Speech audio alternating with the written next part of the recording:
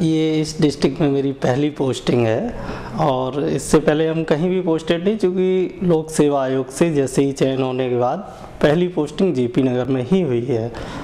और हमारे पास जो विभागीय योजनाएं हैं, मुख्यतः काम हमारा छात्रवृत्ति वितरण का है, जिसमें पूर्व दशम तक, उसके बाद दसमोत्तर, जिसमें कि 1 से लेकर 8 तक, फिर 9-10, फिर ग्रेजुएशन पीजी, और उसका शुल्क प्रतिपूर्ति जो हम ग्रेजुएशन लेवल से देते हैं, मतलब बीए फर्स्ट ईयर से एमबीए का, बीबीए, एमबीए और एमसीए, बीएड, बीटेक इत्यादि जो हैं, इनको हम शुल्क प्रतिपूर्ति भी छात्रों को देते हैं। साथ में हमारी जो योजनाएं हैं, एक तीसरी ये है कि शादी बीमारी योजना भी हमारे यहाँ चलती है, संचालित होती है।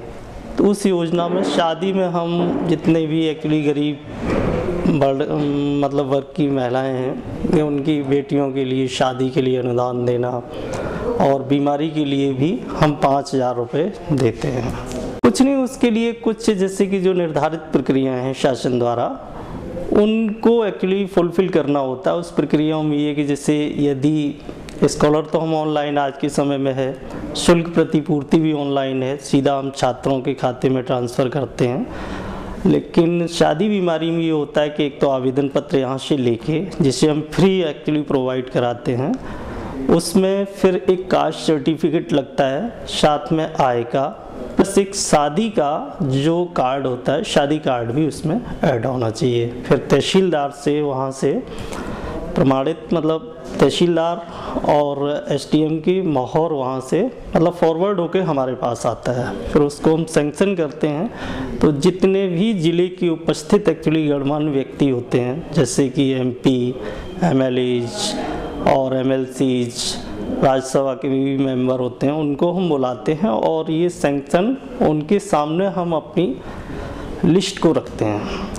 हाँ, शादी के लिए तो यही प्रक्रिया रहती है कि आवेदन पत्र भरना होगा। बीमारी के लिए भी उनको जो है एक आवेदन पत्र भर के देना होता है, उसमें शो करना होगा कि हाँ ये बीमार हैं, तो उसमें मेडिकल एक सर्टिफिकेट लग जाएगा।